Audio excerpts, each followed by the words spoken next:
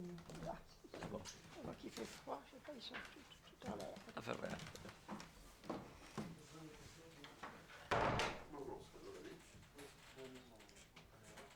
Alors ça c'est toujours un peu difficile évidemment, mais enfin je dirais mon âge, j'ai 81 ans, j'étais médecin donc, euh, et j'ai pu exercer le métier de pédiatre. J'ai beaucoup aimé mon métier, je dois dire, d'abord en Afrique, en Côte d'Ivoire pendant 6 ans, et là c'était très très très actif, c'est-à-dire que on recevait de partout et souvent dans des conditions, je dirais, extrêmes presque. Quelquefois, on entendait crier dans l'escalier. On était au premier étage du service et on entendait crier. On savait que l'enfant était mourant ou presque. Et quelquefois, ils y arrivaient morts même. Et enfin, c'est vous dire que, enfin, c'était une pathologie souvent assez extrême, voilà. Mais j'ai vraiment très intéressant et très attachant. Nous avions des infirmières noires que nous aimions beaucoup, et puis il y avait une religieuse européenne merveilleuse, Sœur Léon. Je ne peux pas oublier Sœur Léon, qui était une femme tout à fait remarquable aussi, réservée, que douce, que gentille, que attentive. Elle avait toutes les qualités. Voilà, alors je suis resté 6 ans, et puis dans de très bonnes conditions. C'était à l'époque du Fouet-de-Boigny, c'était de 62 à 68, donc tout était calme. J'ai même pu traverser l'Afrique à pied, seul européen, à travers le Darfour même, à pied ou à chameau, enfin surtout à pied. Et ceci sans aucun inconvénient. Maintenant, je crois que ce serait plus possible. Donc, c'était encore l'ère post-coloniale était calme, très calme. L'Afrique était très fréquentable, je dirais, pour un Européen. Et une petite chose que je dirais en passant, c'est que quand j'étais au Nigeria, il y avait j'ai vu un homme, un Haoussa, un type du Nord, un bel homme, je veux dire, grand, et il mendiait, un homme de 25 ans environ. Et il avait, enfin je dis ça en passant, je cite ça, il mendiait. Et il mendait avec ses mains, mais ses mains étaient couvertes d'une espèce de bouillotte qu'on prend pour se chauffer dans le lit. Enfin, et voilà, et alors, il demandait, alors je lui dis, je me fais comprendre vaguement, je parle très mal anglais, parce que là nous étions encore pas très loin du Niger, mais les Anglais avaient pris la partie plutôt arrosée, enfin plutôt riche si vous voulez. Donc c'était la région de Kano, K-A-N-O, et cet homme donc avait mendié avec. Alors je lui ai dit, je veux bien vous aider, tout ça, mais d'abord je veux voir ce que vous avez sous vos bouillottes. Et il voulait pas. Il avait des torchons, enfin pour. Alors, je crois que c'est moi qui ai enlevé le torchon, j'ai enlevé une bouillotte, et qu'est-ce que j'ai vu, plutôt qu'est-ce que j'ai senti? Une odeur épouvantable. Il avait une espèce de sphacelle, c'est-à-dire une espèce de mort, si vous voulez, une mort putride d'une grande partie de la main, des doigts qui manquaient, ça se feintait, enfin c'était épouvantable, je veux dire. Et bon, alors j'ai vu ça. Alors là, je dis parce que c'est la vérité, j'ai vu ça en Afrique ex-anglaise. Je n'ai jamais vu ça parce que j'ai été dans pas mal de pays d'Afrique française où j'ai jamais vu ça. En Guinée, j'ai vu un garçon de 17 ans qui m'a serré la main. Il lui manquait la plupart des doigts, mais sa lèvre était sèche, si vous voulez. Elle était plus contagieuse, elle était plus en évolution. Car nous avions les grandes endémies. Et les grandes endémies, ça c'était remarquable. C'était un service de camions, de dispensaires dispersés un peu partout, avec des relais donc, des infirmiers, des médecins. Et la lèpre était surveillée, les grands endémies, la tuberculose, enfin des choses comme ça, la fièvre jaune, la maladie du sommeil. Moi je dois dire, j'étais fier de la France. Et je m'en suis, enfin, j'ai souvent, et les infirmières aussi, elles disaient, oh, on regrette l'indépendance, elles disaient ça. Ça, je me souviens de ça. Donc j'ai eu une très bonne opinion, si vous voulez, de la colonisation française. On y a laissé, si vous voulez, la langue et puis la religion. Enfin, on peut dire l'inverse plutôt. Le reste, je ne sais pas si ça reste vraiment, mais la religion et la langue. Et ça, c'est considérable. Voilà, enfin, je parlerai comme ça de l'Afrique. Après, je ne pouvais pas rester trop longtemps. Les enfants grandissaient, j'ai 4 enfants. il fallait qu'il rentrait un peu dans les classes supérieures. Et puis moi-même, je voulais faire de la recherche. À ce moment-là, pas tout de suite, grâce à des amis charmants, je dois dire, parce que personne ne m'attendait évidemment en France, j'ai pu rentrer finalement, j'ai eu une place de chef de travaux chez Cabrol. Christian Cabrol, il était connu à l'époque. C'est lui qui avait fait le premier, la première transplantation cardiaque en France. Et donc il était connu, et grâce à lui, me couvrant un peu de son aile, j'étais chef de travaux. Vous me direz, mais quel rapport y a-t-il avec la pédiatrie? À ce moment-là, je ne faisais plus de pédiatrie, mais je faisais de la recherche, et j'ai passé plus de 20 ans, près de 25 ans je crois, au moins 25 ans, enfin, à la Pitié-Salpêtrière, où je travaillais dans des œufs, et je m'occupais donc de malformations cardiaques sur l'embryon de poulet. Et c'est pour moi un souvenir tout à fait intéressant, remarquable, car on opérait, entre guillemets, on ouvrait l'œuf, bien entendu, on enlevait un petit peu d'albumine pour pas que ça déborde, bien entendu. Donc l'embryon était toujours à la surface, il est plus léger que le reste. On pouvait l'opérer, parfois très petit, sous loupe évidemment, sous microscope, et puis on le mettait à l'étuve. Là, il grandissait, il faisait sa malformation quand il la faisait, après l'intervention. Et puis il y avait tous les cas spontanés, il y avait aussi des malformations spontanées, quoi, dont il serait mort, et personne ne pouvait s'en rendre compte si on n'intervenait pas assez tôt. Et alors, donc, on reprenait l'œuf quelques jours après l'intervention, et on se servait notamment de plusieurs choses, et notamment de microscopie électronique et balayage. Et là, on pouvait voir des choses, je dois dire, tout à fait remarquables. On voyait exactement comment était on pouvait la suivre, on avait la malformation, on pouvait la suivre. J'ai donc un très bon souvenir de cette période. Et puis j'ai dû quitter à cause de mes yeux, je veux dire, je serais resté volontiers plus longtemps. J'ai quitté en 95 la Salpêtrière, j'avais 66 ans, et je serais resté volontiers quelques années. On m'aurait peut-être gardé, mais mes yeux, enfin, je n'ai pas une bonne vue.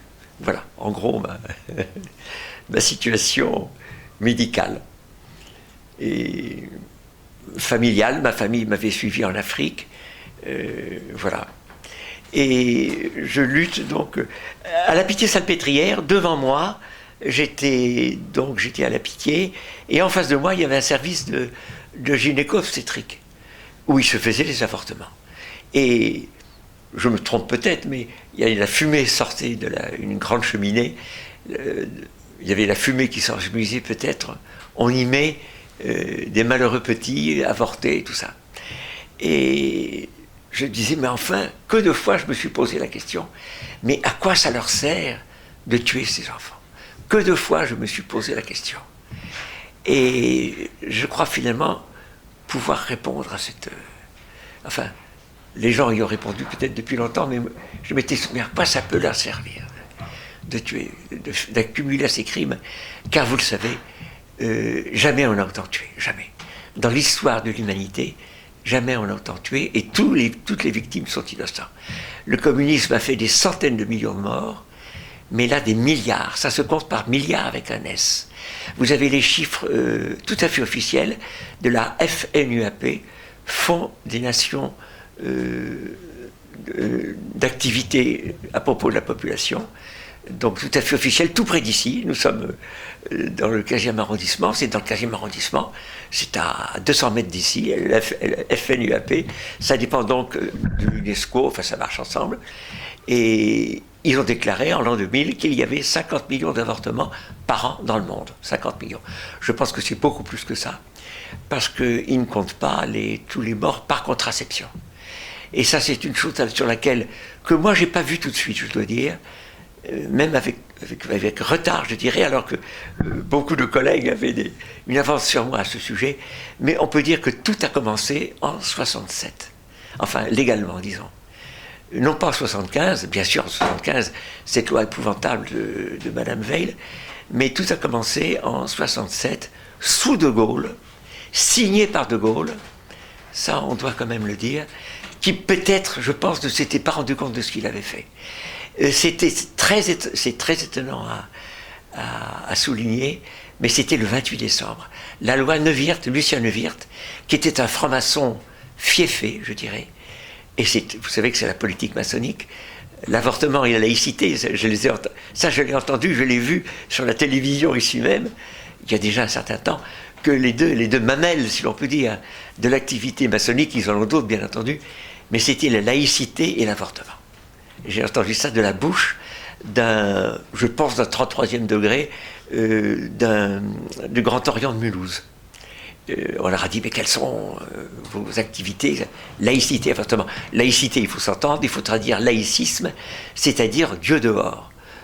À la rigueur, on peut admettre de chez soi, privé, mais certainement pas dans la cité, certainement pas. C'est le laïcisme. Et il n'y a rien de pire que le laïcisme.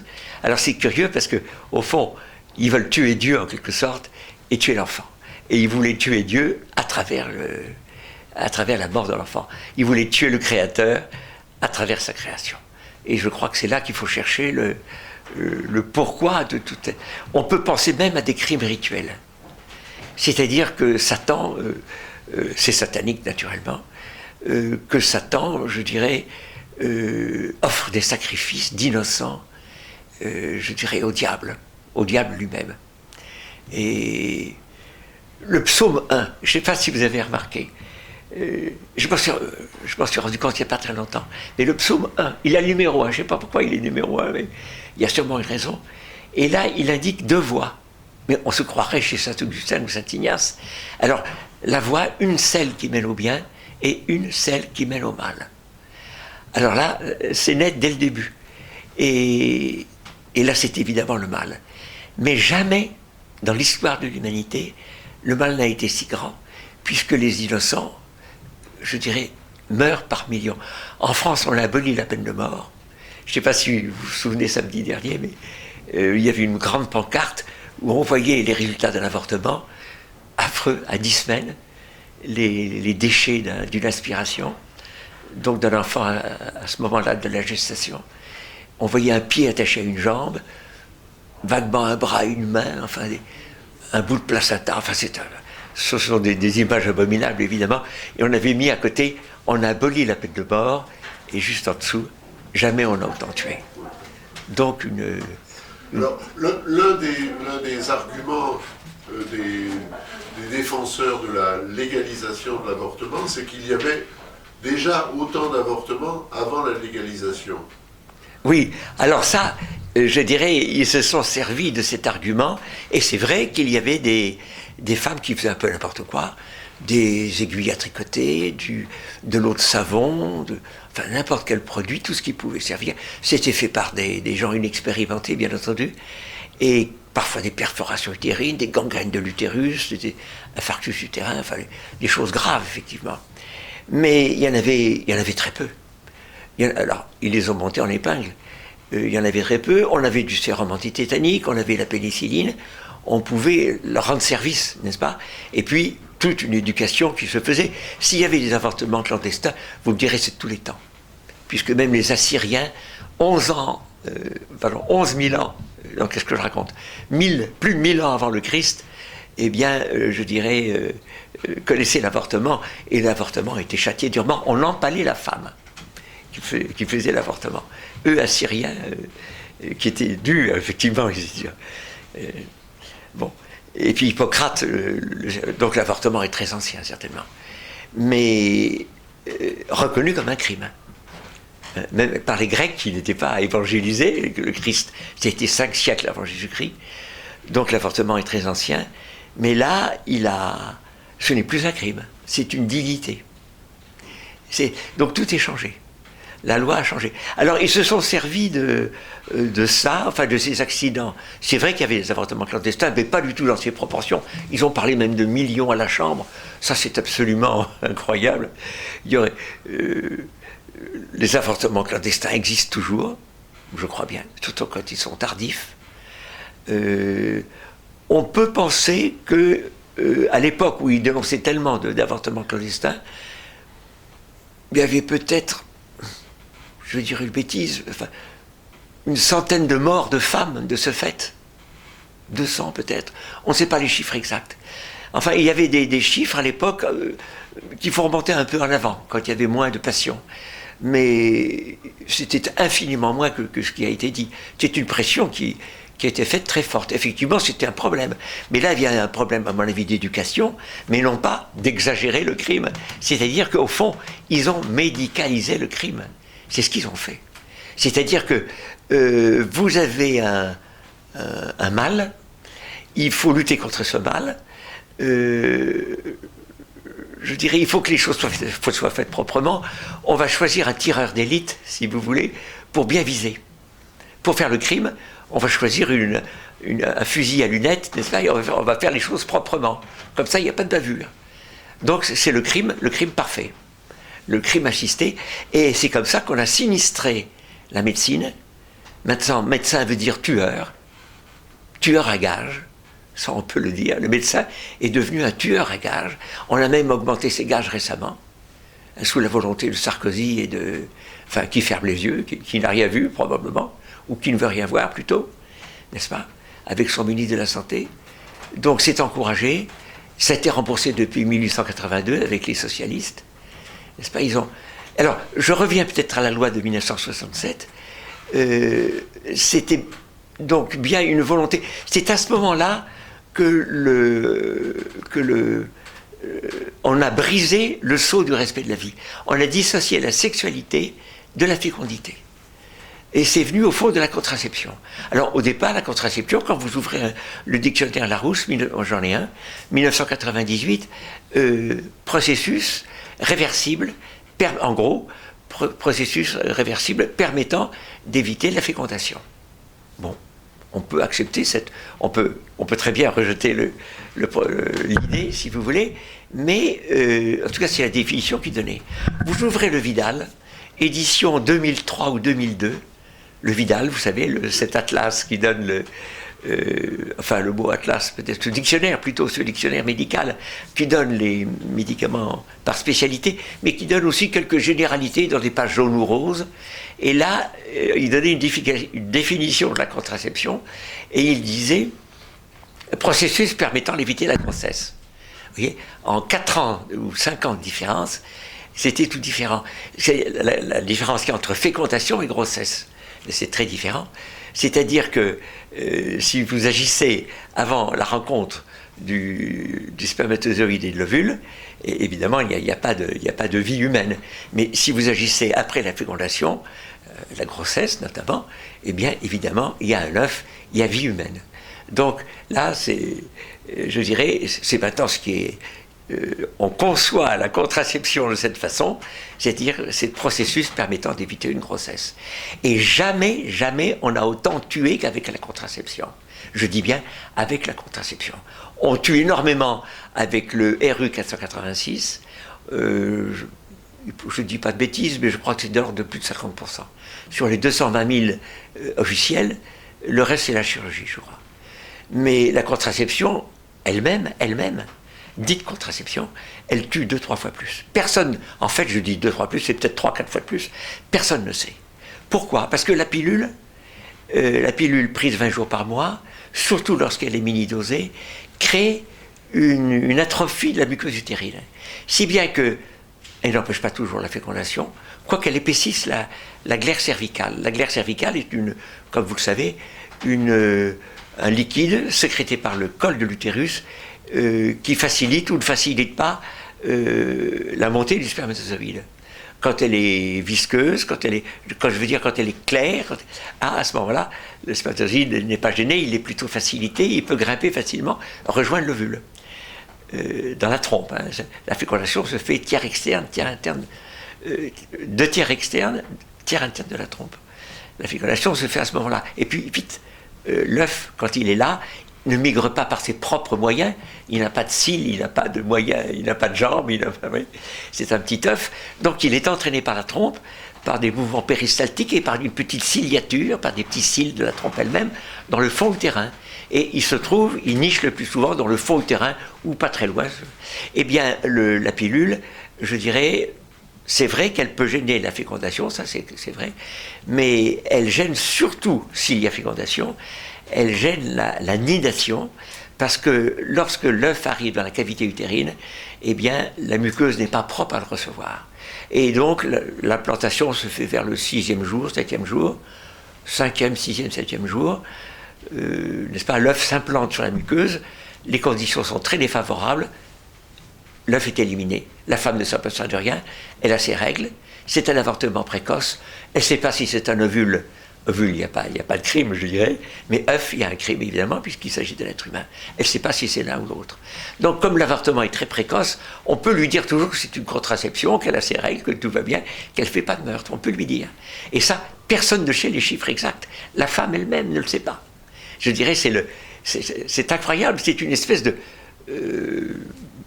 on enlève, en quelque sorte...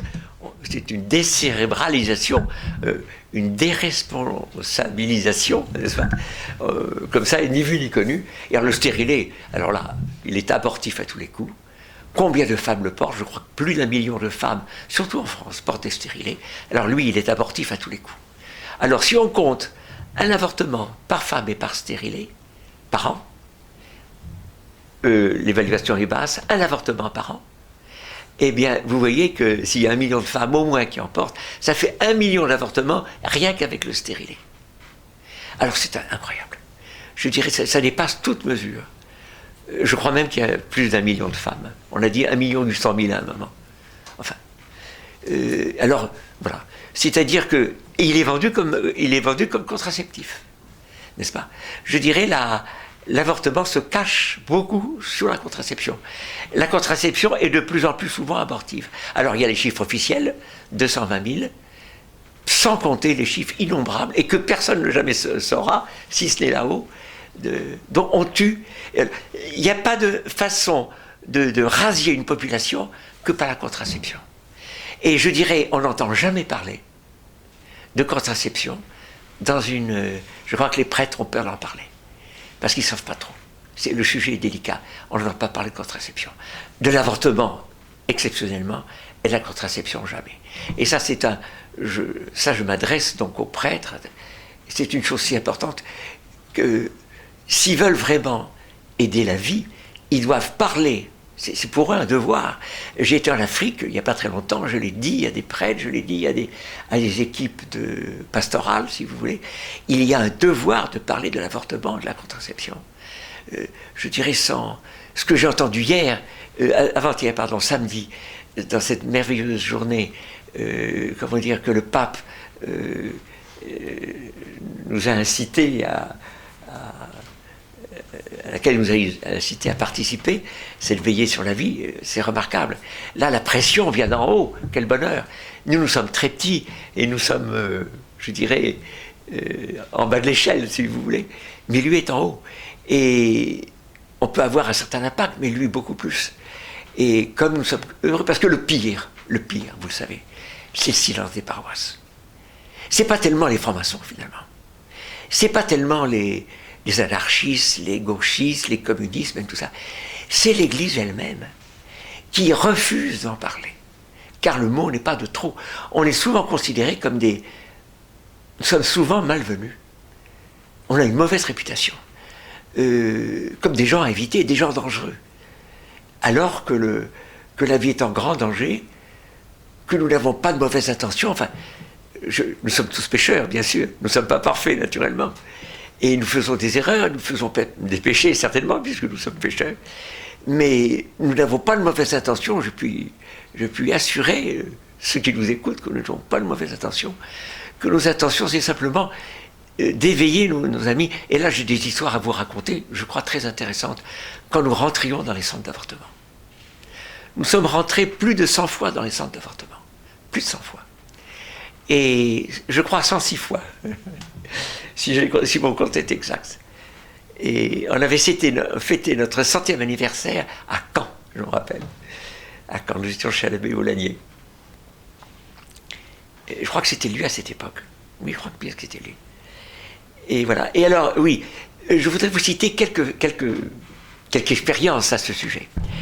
Eh bien, c'était au mois de mars 1887.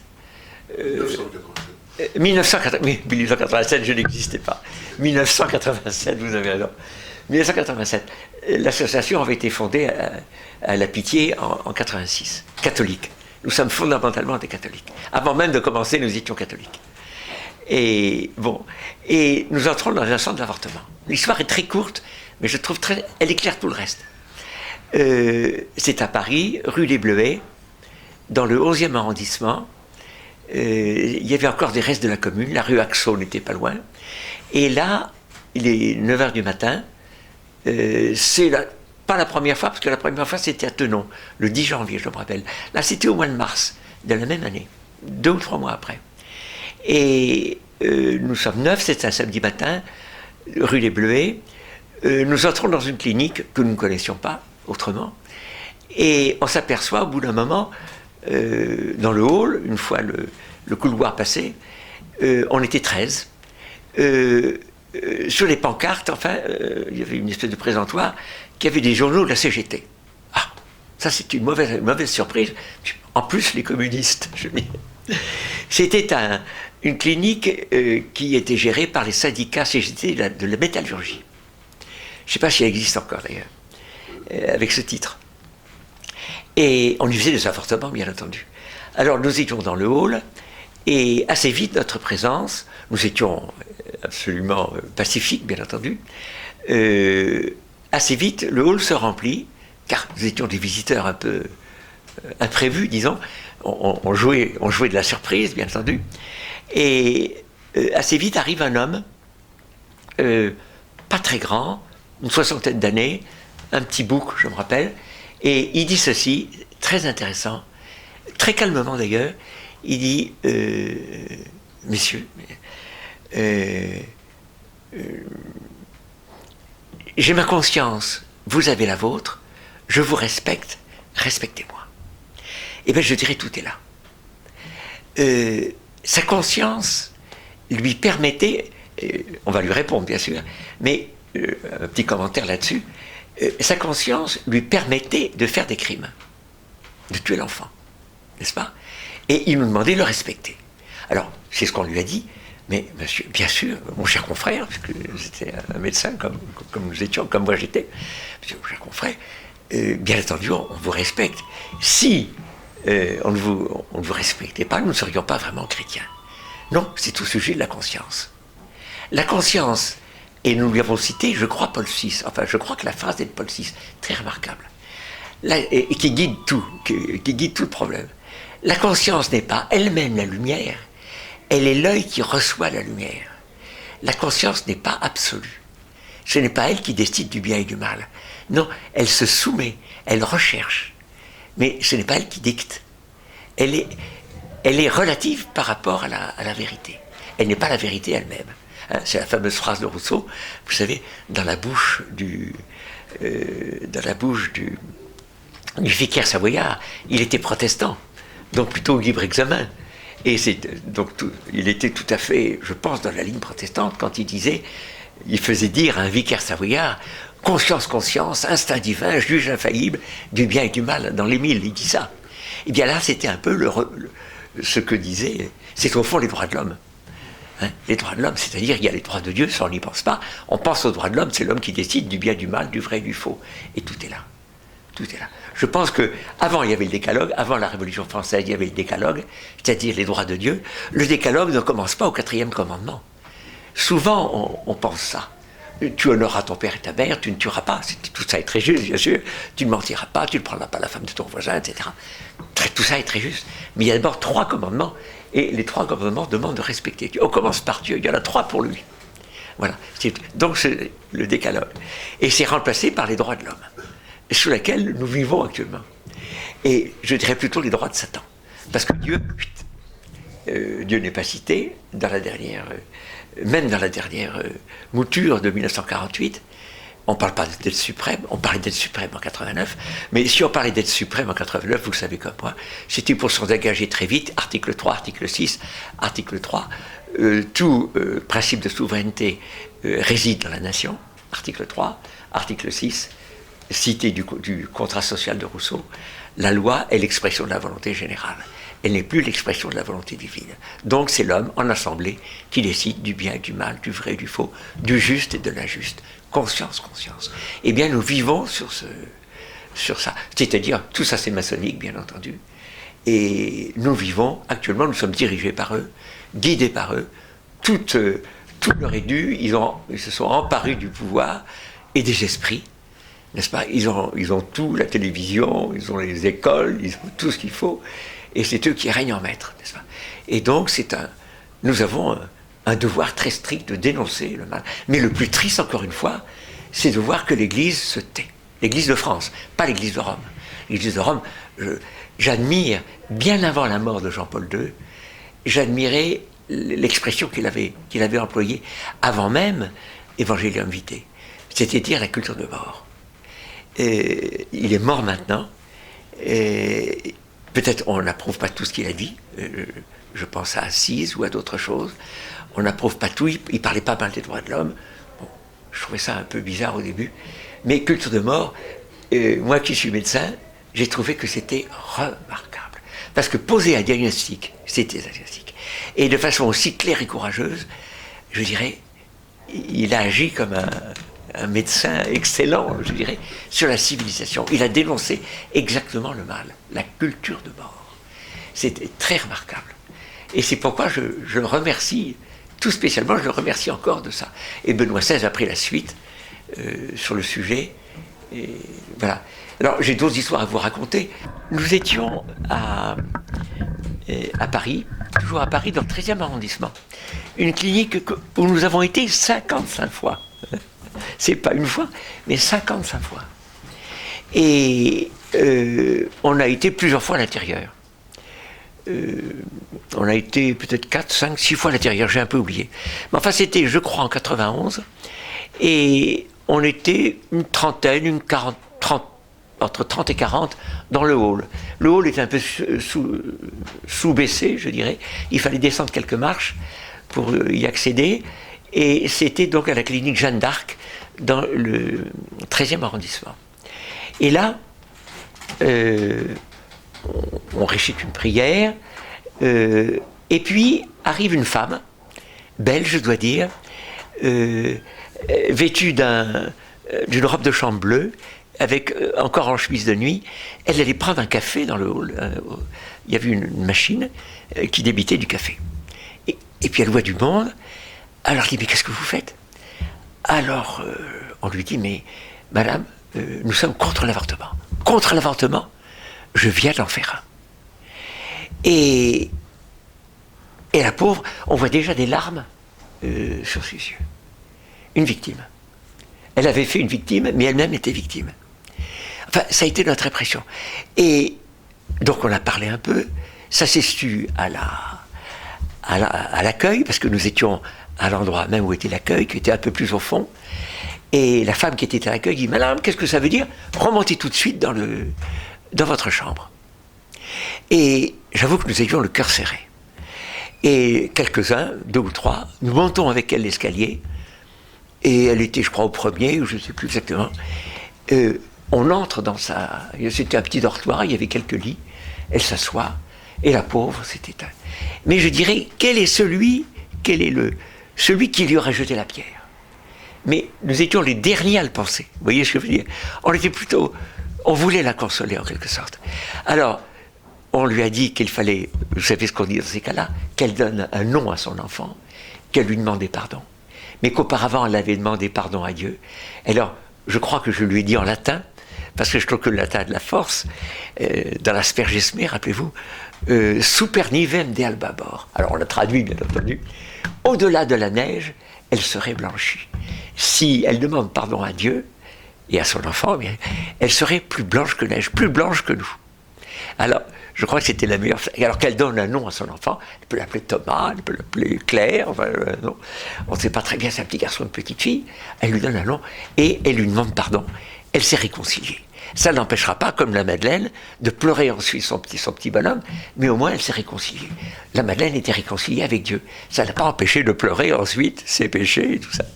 Eh bien, je dirais, c'était un peu son cas. Enfin, Et j'ai trouvé très intéressant aussi ce passage. Donc la détresse post-avortement, nous l'avions sous les yeux. Et j'aurais plusieurs cas à vous raconter, mais j'en ai une troisième histoire à raconter, qui est aussi assez typique. Nous étions, c'était je crois en 95, et là on avait pris le train, on était trois Parisiens, à rejoindre nos amis de La Roche-sur-Yon, en Vendée. Et nous avions une amie sur place qui nous avait dit, et elle le savait parfaitement parce qu'elle-même allait accoucher dans ce CHR, Centre Hospitalier Régional de La Roche-sur-Yon. Elle savait c'était mercredi, je crois bien, à 14h30, il y aurait un avortement. Et d'autres qui suivraient. Donc, il fallait qu'on se présente devant la porte où aurait lieu l'avortement, dans le service d'orthogénie, un petit peu avant 14h30. Nous sommes 16, c'est au rez-de-chaussée, on passe devant le centre d'accueil, un petit mot comme ça, et puis très vite, une porte vitrée, marquée centre d'orthogénie. On pousse la porte, on rentre, à gauche, juste en rentrant, une salle d'attente, où attendaient les femmes qui attendaient donc l'avortement, et puis au fond, à gauche, une petite porte, c'était là que devait avoir lieu l'avortement. Enfin, c'est ce que nous indique notre ami. Alors, on est là, on commence à prier, et puis, au bout d'un moment, vers 14h30 peut-être, ou un petit peu plus tard, sort une jeune femme, tête baissée, celle qui devait subir l'avortement. Elle quitte le service. Et tout le service s'était vidé, y compris dans la salle d'attente qui était en entrant à gauche, où il y avait 5-6 femmes, je crois. Tout le monde était parti, dont une de couleur, je crois. Tout le monde était parti. Alors, sauf une femme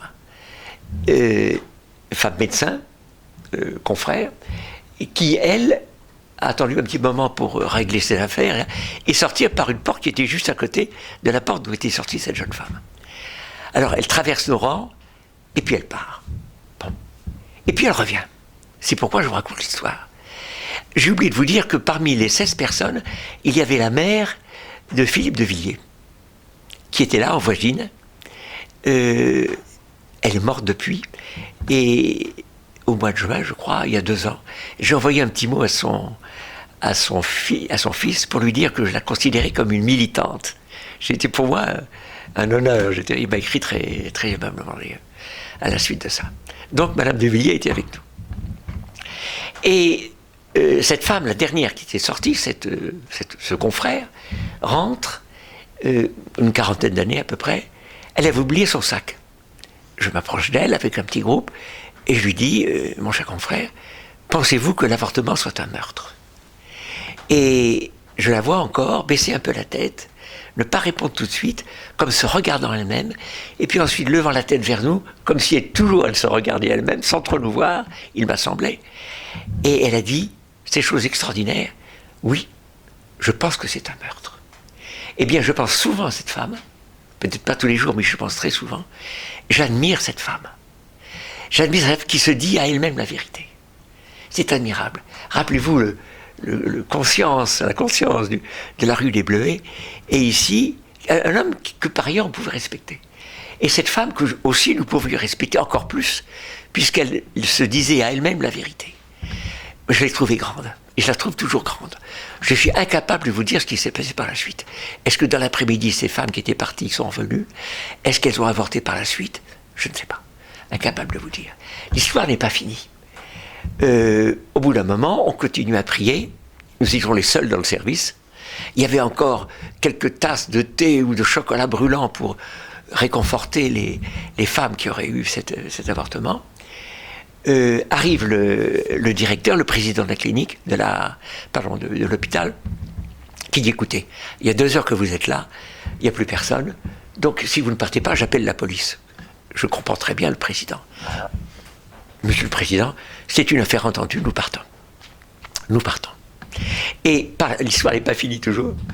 Nous partons, et le lendemain, dans les journaux de La Roche-sur-Yon, scandale au CHR, des individus, alors qu'il y a une loi, pénètrent se permettent de rentrer là, alors que il y a une loi, ils doivent être poursuivis, etc.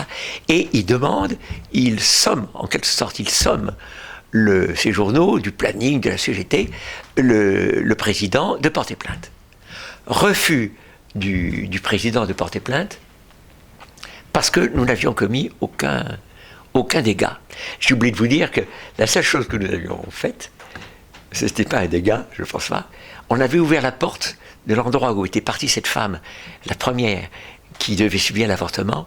Tout était là, il y avait la table gynécologique, il y avait la pompe pour l'aspiration, c'était donc un avortement par aspiration. On n'a touché à rien, on a simplement récité un Angélus. Et puis nous sommes partis. Voilà. Alors, donc cet homme, mis sous pression, ce président mis sous pression, refuse de porter plainte. Parce que nous n'avions fait aucun dégât. On n'avait pas bousculé personne, ni fait de dégâts matériels. C'est d'ailleurs bien la raison pour laquelle la loi disait, la loi Neyers, 1993, elle avait créé un délit d'entrave à IVG. Pourquoi ? Parce que comme on ne touchait pas aux personnes, comme on ne touchait pas au matériel, il n'y avait pas de quoi nous saisir, si ce n'est, et quand on réfléchit au terme d'ailleurs, si c'est pas Babel, délit d'entrave à IVG, délit d'entrave à meurtre. Ça devait être le contraire. On devrait au contraire nous féliciter pour eux. Mais là, ils ont créé un délit pour entrave à meurtre. C'est vous dire où nous en sommes. C'est vous dire où le mensonge et l'homicide, c'est encore la signature de homicide et menteur dès le principe, c'est bien Satan. Alors, l'histoire n'est toujours pas finie. Dans les journaux, je crois que c'est Ouest France, interview de l'évêque qui désapprouve ce qu'on avait fait. Malheureux évêque. Mais comme nous prions pour tous. Nous prions. Et c'est ça le pire. C'est-à-dire que nous étions désavoués par l'Église officielle, et d'une façon générale par les catholiques, qui avaient admis finalement la loi Veil, comme le mois de Rebal, après tout. N'est-ce pas ? Alors qu'on avait tué des millions et des millions, après tout. C'était la dignité, la liberté. Ils commençaient, les pauvres, à s'imbiber de ces droits de l'homme, de ces droits de Satan, disons plutôt, sans même le comprendre, ni le savoir, ni vouloir, hélas. C'était l'anesthésie. Alors, pauvre évêque, nous prions pour cet évêque. Et puis, enfin, l'histoire sera complètement terminée quand je vous aurai dit que, par la suite, il y avait Madame de Villiers, et elle n'était peut-être pas étrangère au fait que, par la suite, c'est la seule région, je crois, en France, où il y a eu une maison pour recevoir les femmes, qui était contenue d'ailleurs, la décision avait été inscrite dans la loi Veil, qu'on pouvait installer des maisons maternelles. Aucune n'a été installée, si ce n'est, et il y a eu des histoires encore par la suite, parce que je crois que un des successeurs a fait une histoire de pédophilie, enfin bon, tout ça, la réalité est tellement vaste que... oui, voilà. Alors, plusieurs souvenirs. Et puis alors, encore un souvenir, on a été Ordener, je ne sais pas si vous connaissez, 32 rue Ordener, très spécialement, une clinique où nous avons été 17 fois. Ça, c'était à Paris 18e, côté populaire, côté Barbès. Et d'ailleurs, les petits qui étaient là, il y avait des petites Sénégalaises, elles propageaient nos tapes. Par contre, ceux qui étaient contre nous, c'est une guerre franco-française. Hein. C'était l'idéologie contre croyance, enfin bon. Et c'était des Français comme nous, ils ça criait, etc. Et c'était l'émeute. À tel point qu'on l'a entendu, et ça c'est intéressant à dire, nous l'avons entendu plusieurs fois, mais là la première fois, ils étaient 200, 300, nous on était 40, 50, eh bien, on l'entendait quand on était dehors, et on l'entendait crier, gloire à Satan, je vous garantis la chose, gloire à Satan, nous sommes les fils de Satan, nous sommes les frères de Judas, et sur la Sainte Vierge, je vous dis pas. Et alors vous me direz, mais il dit ça parce que vous les provoquez. Oui, mais quand même si on me provoque, je ne vais quand même pas dire gloire à Satan. Ça serait quand même le comble. Et on priait pour eux, bien entendu. Nous prions pour tout le monde, y compris les évêques, bien entendu. Et les paroisses, et les prêtres, bien entendu. Nous prions pour nous, vous pensez bien. Donc, quelquefois, c'était tellement violent qu'un homme est venu me trouver Et nous étions juste pratiquement en face du 32 rue Ordener. Et il y avait l'échafaudage, il tombait de l'eau, ou les colorants de l'échafaudage, il y avait des cris partout, la police était mêlée là, ça courait dans tous les sens. Un homme est venu me trouver avec 2 petits garçons au bout du bras, et me suppliant de partir. Partez, je vous en prie, quand vous êtes là, c'est l'émeute, c'est pas respirable. Les haut-parleurs étaient au maximum, c'était pas les nôtres évidemment, c'était ceux d'en face, et il y avait des inscriptions partout, des graffitis horribles, je sais pas quoi, enfin, c'était vraiment un peu l'enfer, je dirais. Et il disait, je vous en supplie, partez, c'est pas tenable. Alors il dit, mais monsieur, vous savez pourquoi nous sommes là? Je sais, mais partez, on n'en peut plus. Vous voyez, si vous dire. Et quelle n'a pas été notre surprise, fin janvier, début février, nous retournons 32 rue Ordener, et chose curieuse, la porte était fermée. Ah. Eh bien, la clinique avait fermé. Ça, c'est curieux. Et pourtant, je connaissais le chirurgien qui était responsable. Je lui avais écrit, on était rentrés, on l'avait rencontré, je lui avais écrit en lui disant que nous ne cherchions pas la fermeture de la clinique, pas du tout, il y avait des choses bonnes qui se faisaient, il n'y a pas de raison, mais nous pensions qu'il ne pouvait pas continuer à déshonorer la clinique par des actes criminels de cette sorte, n'est-ce pas? Aucune réponse, mais la réponse était là, il avait fermé. Et alors, le jour du ça, ils ont fermé parce que c'est pas vous. Pourtant, alors, c'est pas moi qui ai fait l'enquête, mais c'était des amis qui ont été voir les cafés, voir les pharmaciens, tout ça. Comment? Vous n'êtes pas au courant? Les commandos. On nous appelait les commandos. Et donc, je dois pouvoir dire que la clinique a fermé. Et encore une fois, on a même presque regretté qu'elle est fermée pour l'avortement. C'était très bien. Pour le reste, c'était presque dommage. Oui. On ne voulait pas ça. Vous voyez, voilà. Alors, en gros, c'est ça on a fait ça pendant 10 ans. On en faisait 10 par an, à Paris. Et puis ailleurs aussi, bien sûr. On a été à Toulouse. Alors, bon, après, l'histoire est assez longue, mais en gros, que de fois on nous a dit, mais monsieur, puisque vous n'avez plus le droit de rentrer dans les centres d'avortement, puisque vous avez des procès, on a eu des procès interminables. On a été en cassation, tout ça. On a été condamnés presque à tous les coups. Et il fallait payer des sommes folles. C'était en francs à l'époque. On a dû payer près de 900, enfin entre 850 et 900 000 francs. Alors les gens nous ont dit, mais ne payez pas. Mais vous vous rendez compte, si on ne payait pas, l'huissier serait venu, il aurait pris le piano, le tapis, je ne sais pas quoi. Vous comprenez? Et donc à ce moment-là, c'était plus vraiment la guerre contre l'avortement, c'était la guerre contre l'huissier. C'était violence contre violence. Non, on a préféré payer. Après tout, Saint-Louis, sa femme, Marguerite de Provence, avait payé la rançon. Et puis Saint-Vincent de Paul, qui avait été rasié, ça c'est quand même de notre époque aussi, les otages, les musulmans l'avaient rasié sur la côte sur le Languedoc, au Languedoc.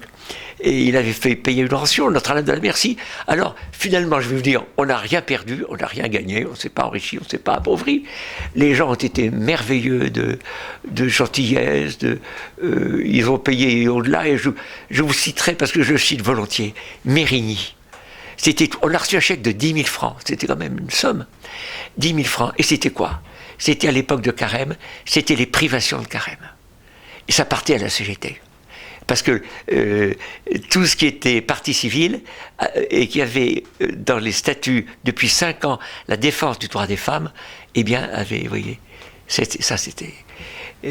avait le droit de se porter partie civile. Et alors, ils augmentaient évidemment ils renchérissaient les amendes, évidemment.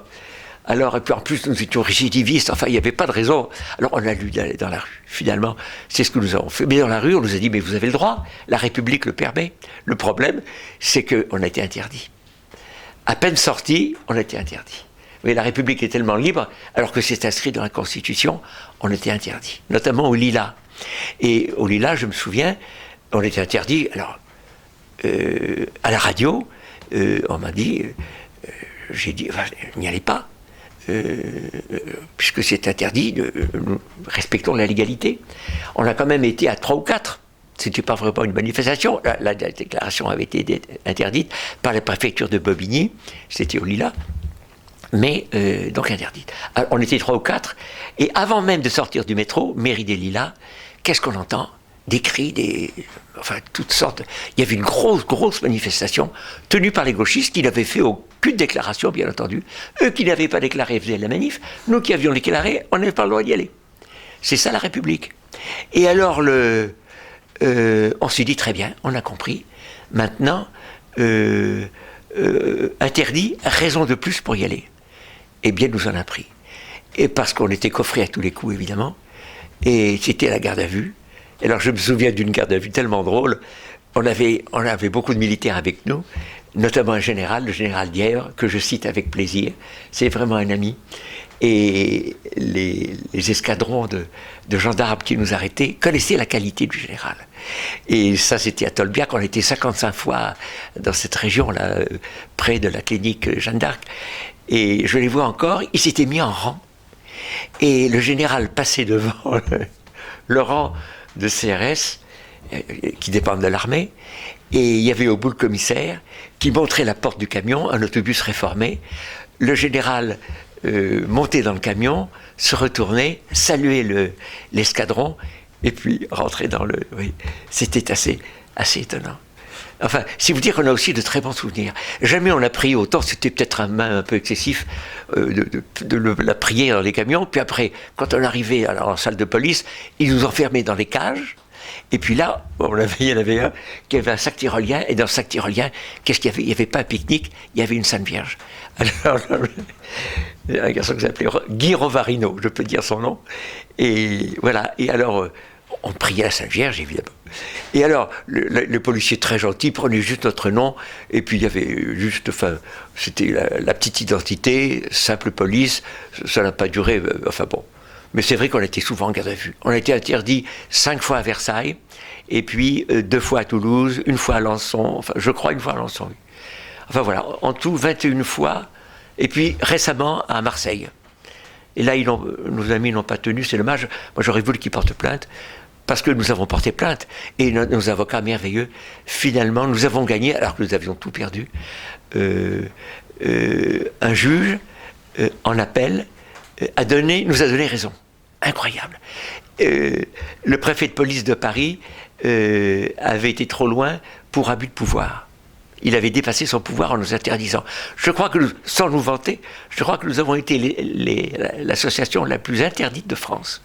La CGT, quand il y a 3 CGT, tout est permis, bien sûr. Ils sont filmés à tour de bras, etc. Mais quand nous étions, parfois assez nombreux, bon. Mais alors aussi, on avait un grand succès près des médias. Quand nous étions, ça, c'était très curieux. Quand on allait justement... Ils venaient avec nous, je vois encore Gare Saint-Lazare, les Canadiens, les Brésiliens, ils venaient avec nous et ils faisaient partie de la surprise. Quand nous avons été à Clamart, c'était la télévision finlandaise publique. Ils étaient venus spécialement de Finlande pour venir avec nous à Clamart. Ils ne savaient pas que c'était Clamart, évidemment. Et alors, ils ont joué le jeu jusqu'au bout. C'est-à-dire, ils sont rentrés en caméra cachée. On a été dans le centre d'avortement, à Clamart, qui était tout neuf. On ne connaissait absolument pas les bâtiments. On est rentré dans la région opératoire sans trop savoir. On a ouvert la porte, il y avait un avortement sous nos yeux, mais on ne voulait pas le faire. On n'a pas voulu rentrer dans les blocs opératoires. Et on ne voulait pas salir. Et on a vite fermé, évidemment. Et c'était Joël Kaufmann qui faisait un avortement sur une musulmane, une marocaine. On l'a su par la suite. Mais les gens de Finlande, une femme et un homme, la femme parlait bien français et l'homme ne parlait pas un mot. Et elle n'a pas interrogé les autres, elle est restée avec nous, elle a été menée en garde à vue. Alors elle avait des couronnes suédoises sur elle, je ne sais pas quoi. Et enfin bon, très, très curieux. C'est vous dire qu'on avait du succès au début, les commandos, on était violents, je ne sais pas quoi, on avait tous les défauts, mais au moins on parlait de l'avortement. Après on n'a plus parlé de nous. Une fois qu'on a été, qu'on est sorti, alors là ils ont éteint complètement la lumière, on n'a plus d'existence. Il n'y a plus jamais rarement la télévision qui vient. Donc c'est vous qui venez, mais pas les autres. Quoi quand même je dois dire, une chose curieuse, Fiammetta Vénère, vous la connaissez peut-être. Nous la connaissons parce qu'à l'époque, elle était dure. Hein. Elle a écrit des mensonges. Enfin, vous me direz à tout péché miséricorde. Et on avait rencontré un nazi qu'on n'a jamais vu. Il n'était certainement pas nazi. Il avait été peut-être comme le pape dans les jeunesses hitlériennes. Les malheureux, c'était pas de sa faute. Et il s'appelait Schutz. Non, c'était... J'ai oublié son nom, peu importe. Il était bavarois. Donc les Bavarois sont chrétiens en général. Et donc, elle nous avait accusé de ça, rapport avec les nazis, etc. Et puis, on l'a revu récemment, justement à Saint-Michel. Et là, j'ai pu lui remettre, ça c'est assez étonnant, une médaille miraculeuse. Et je me suis dit, ah, ça c'est quand même quelque chose. Une femme qui est féministe, pour l'avortement à fond, contre tout ce que nous faisons. Alors là, j'ai posé la question à la Sainte Vierge, mais enfin, on peut dire ça. J'ai posé la question aux religieuses de la rue du Bac, en disant, mes sœurs, j'ai peur d'une chose, c'est que je donne un peu la médaille miraculeuse à tort et à travers. Les sœurs m'ont dit, ne vous en faites pas, la Sainte Vierge fait le reste. Et alors je vois Fiametta Tavernier avec sa médaille, je ne sais pas ce qu'elle en a fait, en tout cas, elle l'a acceptée, et gentiment, je dois dire, très gentiment. Et voilà, enfin c'est vous dire, comme ça je parle un peu à bâton rompu, c'est vous dire que quand nous étions dehors, c'était pas toujours le repos, maintenant à Paris c'est le repos, mais là pour le 24e anniversaire, alors là il y a eu pas mal de mouvements, notamment à Châteauroux, à Poitiers, à Bordeaux, ils étaient 400, 450 contre 200, 250 de chez nous. Ça a été dur à Besançon, ils n'ont pas pu faire la manifestation. La préfecture, ils ont eu notre correspondant, qui est un homme remarquable, a pensé qu'il fallait déclarer en mairie, mais il faut déclarer en préfecture. Ça, je le dis parce que tout le monde le sache, si vous déclarez, et nous cherchons des groupes, ça je vous le dis, nous cherchons des groupes. Nous étions 30 villes à manifester, mais il faudrait que pour le 25e anniversaire, nous soyons 60. Nous cherchons des chefs de groupe ardemment. Et ce que nous faisons aussi, c'est nous cherchons des petites équipes qui ne déclarent rien du tout.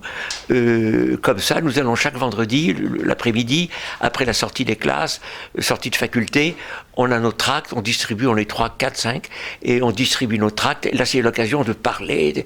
Il y a les indifférents, bien sûr, il y a des gens hostiles, mais il y a aussi des gens qui, après tout, veulent... je veux vous dire, on a été il n'y a pas très longtemps, c'était à Paris, près de l'Observatoire, à Lavoisier, au lycée à Lavoisier. Ils étaient hostiles, ils déchiraient les tracts, qu'est-ce que ça veut dire, des cathos, la secte et tout ça. Ça commençait mal. Et puis on est restés, on était quelques-uns, et puis on a parlé, même quelques-uns sont revenus en disant, mais vous n'êtes pas partis? Non, on reste. Ah bon?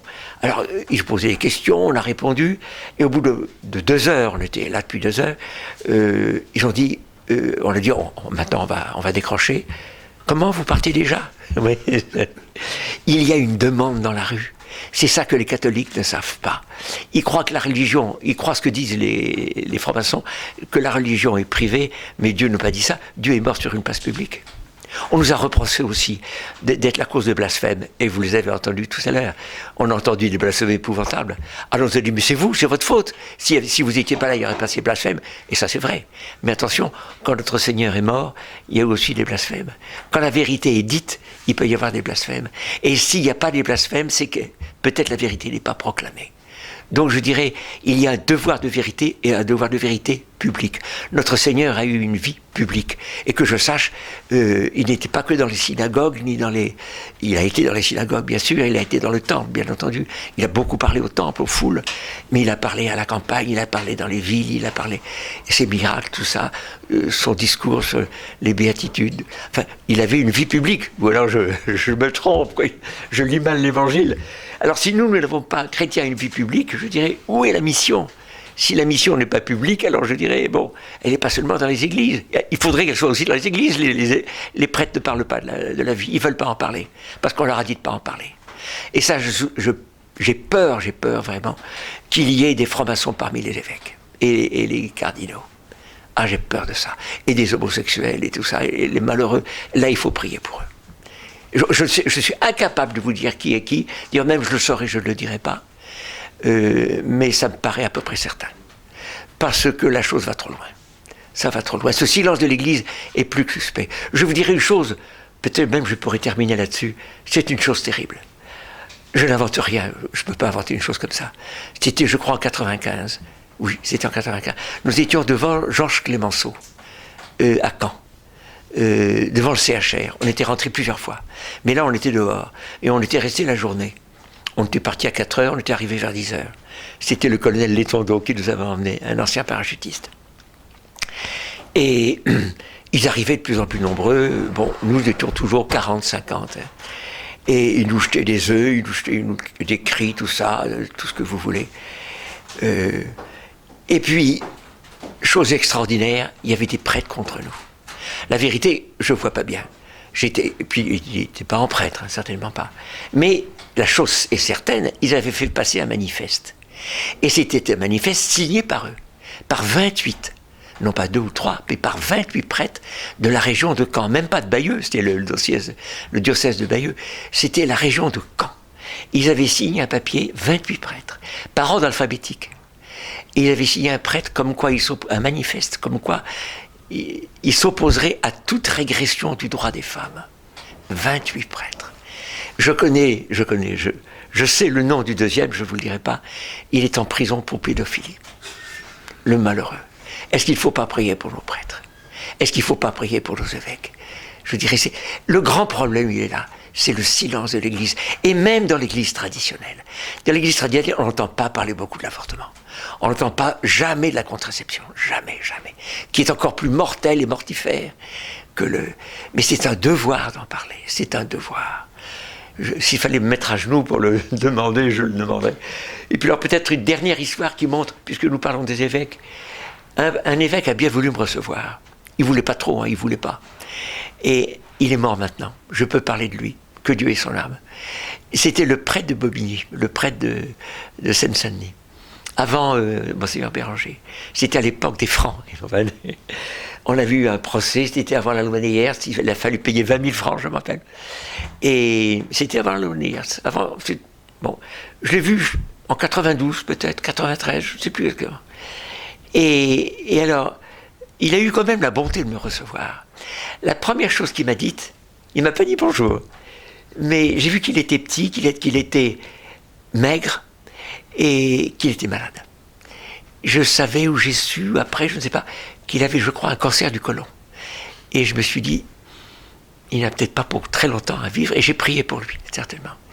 Et il m'a dit, monsieur, vous condamnez les femmes. Alors, je me suis mis à genoux, comme ça. Et je lui ai dit, Monseigneur, on n'y a même jamais pensé. Il ne m'a pas cru. Il a cru qu'on était d'affreux Jojo, qu'on condamnait les femmes, que nous étions des fascistes, un peu, ce que croit évidemment la gauche, que nous étions des gens qui luttaient contre la liberté, contre la dignité des femmes. Je ne sais pas exactement quelle était sa pensée, mais on a une très mauvaise réputation, même et surtout auprès des évêques. Empêcheur de danser en rond, je ne sais pas quoi, des choses affreuses. Notre mission est... Nous sommes contre-productifs, je ne sais pas quoi, enfin, nous sommes accusés de tous les péchés. Mais les malheureux, pourquoi ils ne parlent pas? C'est le pire des silences, n'est-ce pas? Finalement, le péché, ce n'est pas tellement celui de la gauche, c'est celui de la droite, n'est-ce pas? Je dirais, moi, que la gauche, elle obéit à elle-même, mais à la droite, elle obéit en principe à un ordre, elle reconnaît un ordre des choses. Hein, la gauche, c'est Rousseau, c'est moi, c'est les droits de l'homme et tout ça. Mais la droite, elle reconnaît un ordre. S'il y a un ordre, elle doit suivre l'ordre. Ils ne suivent pas l'ordre. Donc je dirais le péché de la droite et des catholiques est plus grave. Je ne parle pas des catholiques libéraux, ou de catholiques libéraux si vous voulez. Il est plus grave que celui de la gauche, parce que ils connaissent l'ordre et ils ne soutiennent pas l'ordre. Donc je dirais c'est plus grave parce que d'un côté c'est l'inversion, ça c'est la gauche, et de l'autre côté c'est la trahison. Ça c'est pire. Ça c'est pire. La trahison est pire que l'inversion. Le jour où nous mourrons, je crois que la gauche sera jugée plus... C'est pas moi qui décide, vous pensez bien. Je ne décide de rien. Qu'est-ce que je suis pour le dire? Rien du tout, mais à mes yeux, l'inversion, comment dire, ce qui est pire, c'est la trahison. Quand quand, ce pauvre Judas, ce malheureux Judas, qu'est-ce qu'il a été fait, hein? Alors là, je crois qu'il faut que la droite et que l'Église fassent repentance. L'Église de France, hein, pas l'Église de Rome. L'Église de Rome a peut-être fait des bêtises sur les droits de l'homme et sur les assises et tout ça, ça c'est possible. Et puis à mon avis récemment sur le préservatif, là, le droit, le pape n'aurait pas dû. Moi qui aime beaucoup ce pape, qui admire ce pape, il a dit des choses merveilleuses sur la culture occidentale, la recherche de Dieu, quaerere deum.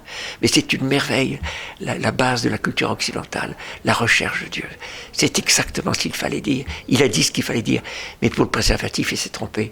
Il a été en Afrique, mais il n'a pas été médecin. Enfin, je sais pas. Le préservatif est poreux. Et alors, en plus, je dirais, il y a un écart moral. Un préservatif, c'est séparer, on l'avait dit tout à l'heure, c'est séparer la sexualité de la fécondité. Et ça, c'est contre la volonté divine. Si Dieu a fait la sexualité, c'est pour qu'il y ait fécondité. Hein, je ne dis pas qu'il n'y ait pas l'amour. Il suppose l'amour de l'homme et de la femme. Mais ça permet d'aller partout. En mettant un préservatif, c'est un encouragement à aller partout. Donc c'est un encouragement à la débauche, au meurtre. C'est ce qui se passe. C'est un encouragement à la débauche et au meurtre. Et le malheur, alors, il n'y a pas de foi là-dedans. Et il n'y a pas de raison non plus. La raison, c'est qu'il est poreux. Vous savez que les bactéries, le spermatozoïde, c'est l'ordre du micron. Le micron, là, les pores ne sont pas assez grands pour que le micron passe. C'est-à-dire le tréponème ne passe pas. Effectivement, la syphilis ne passe pas. Ou le chlamydomonas, ou les champignons, ou tout ça, ne passe pas, parce qu'ils ont plus d'un micron. Donc ça, évidemment, ça ne passe pas. Mais quand c'est de l'ordre du nanomètre, le nanomètre, c'est pas le millième du millimètre comme le micron, c'est le millionième du millimètre. C'est très, très, très, très petit. Là, il est pore. Et il passe avec les pores. Le VIH doit peut-être avoir 100, 150 nanomètres. Il est quand même très petit. Il est 450 fois plus petit que le spermatozoïde. Donc il peut passer. On se croit tout permis. Il a parlé, je crois, d'un prostitué. Mais le pape avait dit autre chose. Jean-Paul II avait dit autre chose à San Francisco. Il a dit abstenez-vous. Mais c'est ça, la véritable. Enfin, vous direz, vous n'êtes pas plus fort que le pape. Certainement. Je suis pas grand-chose, si vous voulez. Mais il n'a pas son. Je crois que là, moi qui aime le pape et qui le suis autant que je peux, il y a des fois où je ne peux pas le suivre complètement. Là, je crois qu'il encourage le préservatif, même s'il ne le veut pas. Il a dit que ce n'était pas bien. Mais il a quand même dit qu'on pouvait le faire, que c'était un moindre mal, mais le moindre mal, c'est le pire. C'est qu'il va répandre encore le sida. Moi qui suis à moitié africain, je dirais, j'ai un petit-fils de l'Afrique du Sud. Je puis vous dire, ça c'est quand même un témoignage très intéressant. La sœur du père de mon petit-fils, elle est de là-bas, elle est de Durban, du KwaZulu, c'est-à-dire tout à fait l'Afrique du Sud.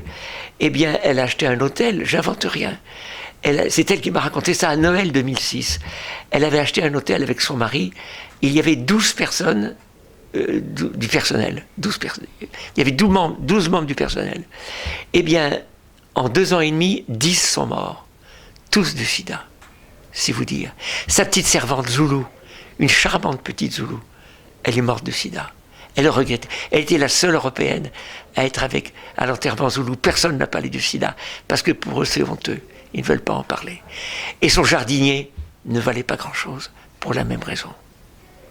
C'est effrayant. C'est une épidémie effrayante. Surtout pas de préservatif, surtout l'abstinence. Vous savez que le seul pays africain noir, parce qu'on dirait, oh les noirs, mais les noirs, je les connais quand même, je les ai pratiqués et tout ça. Mais l'Ouganda, vous le savez comme moi, l'Ouganda a baissé ses chiffres d'en débit de 60 à 70%. Le président, les églises, le pape y a été les martyrs de l'Ouganda, et il y a les églises protestantes, je sais pas quoi, enfin tout le monde s'y est mis pour l'abstinence, pour la chasteté, pour la maîtrise de soi. C'est ça. Nous, quand nous allons distribuer nos tracts le vendredi devant les garçons de filles de 15 ans ou quand ils sont plus âgés, on leur dit rien avant le mariage. On leur donne des médailles miraculeuses. Et entre parenthèses, la médaille miraculeuse est souvent mieux prise que le tract. Le tract est refusé au long, que ces histoires, etc. Ah, une petite médaille. Ah bon, ah, montrez-moi. Ah, les femmes, c'est un petit bijou, elle est très jolie, dorée. Il ne faut pas la donner en aluminium, hein. Il faut la donner en doré, c'est beaucoup plus beau. Et elle a du succès. J'ai pu vous dire, quand j'étais en Afrique, j'étais dévalisé avec ces médailles. Elle a un succès fou. En plus, c'était hier, nous sommes le 28, c'était hier sa fête, le 27. Je ne dis pas de bêtises. Oui. Ou avant-hier. Avant-hier. C'était avant-hier. Eh bien, je dirais, c'est une merveille, elle est universellement connue. Et elle fait des ravages, je dirais. Cette médaille fait des ravages. On donne ça même à des... Peut-être pas les témoins de Jéhovah, ça ne m'est pas arrivé. Mais j'ai donné une médaille à une femme qui était zaraoustrienne. C'est-à-dire la religion avant même l'arrivée des Arabes. Elle était iranienne. Et je l'ai vue 6 ans après, j'ai cru qu'elle avait oublié la médaille. Moi qui ne vois pas bien, elle s'est assise à côté de moi, alors qu'on attendait patiemment la consultation. Eh bien, elle me dit, monsieur, je crois que c'est vous qui m'avez donné une médaille. Alors, elle sort de son porte-monnaie, elle zaraoustrienne, la médaille. Ah, c'est incroyable. Et puis alors, peut-être je terminerai pas ça, mais c'est une chose tellement intéressante. La médaille, nous la donnons énormément. Et je dirais, c'est peut-être ça qui fait. Nous allons dans la rue, nous sommes un peu des apôtres de rue. La meilleure façon, c'est la médaille, finalement, plus que l'autre acte. Peut-être vous ne le savez pas, mais le plus bel hommage qui a été rendu à la médaille, c'est à la Commune. Je ne sais pas si vous connaissez cet épisode. Il était raconté par Anne Bernet. C'est le 23 avril 1871. 23 avril, c'était encore la Commune. Elle était à Picpus. Et elle a vu la médaille, elle est restée 10 mois, c'était le 27 novembre 1830. Là, nous sommes le 23 avril 1871. Elle est restée 10 mois rue du Bac et tout le reste du temps de sa vie, elle est restée à Picpus. Et à Picpus, c'était la Révolution française, c'était la Révolution communarde, pardon. Et très dur. Ils fusillaient les gendarmes, ils fusillaient les prêtres et tout ça. Et le 23 avril, qu'est-ce qui se passe? Ils savaient quand même que les sœurs étaient très... Elles soignaient beaucoup de gens du quartier. Alors, une troupe se présente, jeune, pistolet à la ceinture, j'invente rien, fusil à la main, mais ça fait partie de notre apostolat, si je puis dire. Ils enfoncent la porte plutôt qu'elle... Les sœurs ont dit, c'est fini. Ils vont nous tous nous fusiller. Qu'est-ce qu'ils venaient chercher? Des médailles. Des médailles miraculeuses. La semaine sanglante avait lieu un peu moins d'un mois après.